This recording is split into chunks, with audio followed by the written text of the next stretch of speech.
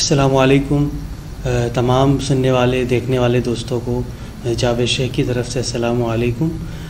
آج جو ہے اردو کے عنوان کے ساتھ میں آپ کی خدمت میں حاضر ہوا ہوں، اور آج کا ہمارا جو عنوان ہے وہ انتہائی زیادہ استعمال ہونے والا، عموماً جتنی بھی درسی کتب ہوتی ہے چاہے وہ کسی بھی درجے کی ہو، اس میں حمد جو اس کا ایک خاص اہمیت حاصل ہے اور ایک بنیادی حصہ ہے حمد جو نظم ہوتی ہے اس کا۔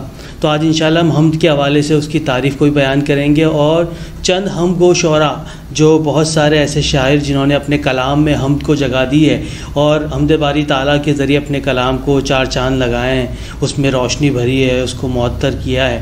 آج انشاءاللہ اس حوالے سے بھی تھوڑی سی بات کریں گے، اور ان شعراء میں سے ایک شاعر کا جو انشاءاللہ ہم تعارف آپ تک پہنچائیں گے۔ اس سے پہلے میں یہاں پہ آپ سے گزارش کر لوں کہ اگر اب تک آپ نے ہمارے چینل کو سبسکرائب نہیں کیا تو برائے مہربانی سبسکرائب کریں، تاکہ اردو سے متعلق بہت ساری مزید بصری پیغامات اور ویڈیوز آپ تک پہنچ سکے، اور بہت ساری اس میں سیکھنے کی چیزیں ہیں ہم سب کے لیے، آپ کے لیے، تو ضرور اس چینل کو سبسکرائب کیجئے۔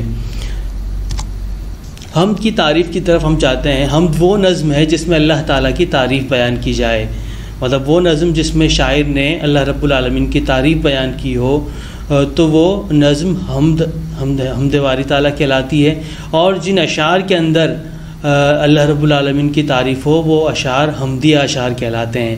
کچھ اشعار یہاں پر بطور تمثیل آپ کے سامنے میں نے یہاں پر آیا کیے ہیں۔ یہ زمین یہ فلک ان سے آگے تلک، جتنی دنیائیں ہے سب میں تیری جھلک، سب سے لیکن جدا اے خدا اے خدا۔ اسی طرح یہ بہت مشہور جو ہے وہ ایک حمد ہے۔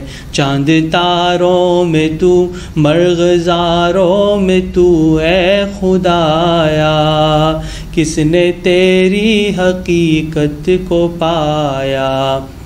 اسی طرح کوئی تو ہے جو نظام ہستی چلا رہا ہے وہی خدا ہے، دکھائی بھی جو نہ دے نظر بھی جو آ رہا ہے وہی خدا ہے۔ تو ان اشعار کے اندر اللہ رب العالمین کی تعریف بیان ہو رہی ہے، تو یہ اشعار حمدیہ اشعار کہلائیں گے۔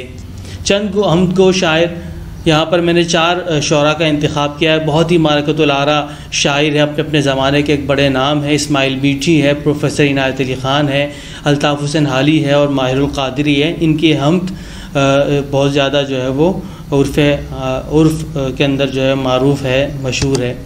آج ہم بات کریں گے مولوی اسماعیل میٹھی کے مختصر سے تعارف پر انشاءاللہ۔ اسماعیل میٹھی ان کی نظمیں، ان کا آپ کو بچوں کا شاعر بھی کہا جاتا ہے، اور آپ کی نظمیں بہت زیادہ مشہور ہے، اور میں نہیں سمجھتا کوئی بھی درس کتاب ہو اور اس میں اسماعیل میٹھی کی نظمیں نہ ہو، ایسا ممکن نہیں ہے، اور نہ ہی بچوں کو یہ بات پسند آئے گی۔ آپ کا شمار جدید اردو ادب کے اہم ترین شعراء میں ہوتا ہے۔ آپ جو ہے وہ 12 نومبر 1844 کو میرٹھ کے ایک محلے مشائخ خان میں پیدا ہوئے۔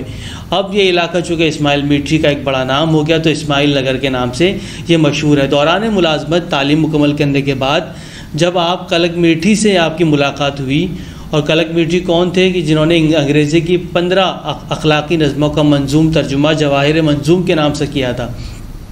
اس منظوم ترجمے نے اسماعیل میٹھی کو بہت متاثر کیا، جس سے نہ صرف ان کی شاعری میں بلکہ جدید اردو نظم میں وہ انقلاب برپا ہوا کہ اردو ادب جدید نظم کے نادر خزانے سے مالا مال ہو گیا۔ پھر اسماعیل میٹھی نے جو نظمیں لکھی وہ تاریخ آج بھی اس کو ان کی زبانوں کے اوپر موجود ہے، اور آپ کا انتقال 73 سال کی عمر میں 1 نومبر 1917 کو میرٹھ میں ہی ہوا۔ آپ کے چند مشہور اشعار بہت زیادہ بچوں کی زبان پر بھی ہے۔ تعریف اس خدا کی جس نے جہاں بنایا، کیسی زمیں بنائی کیا آسماں بنایا۔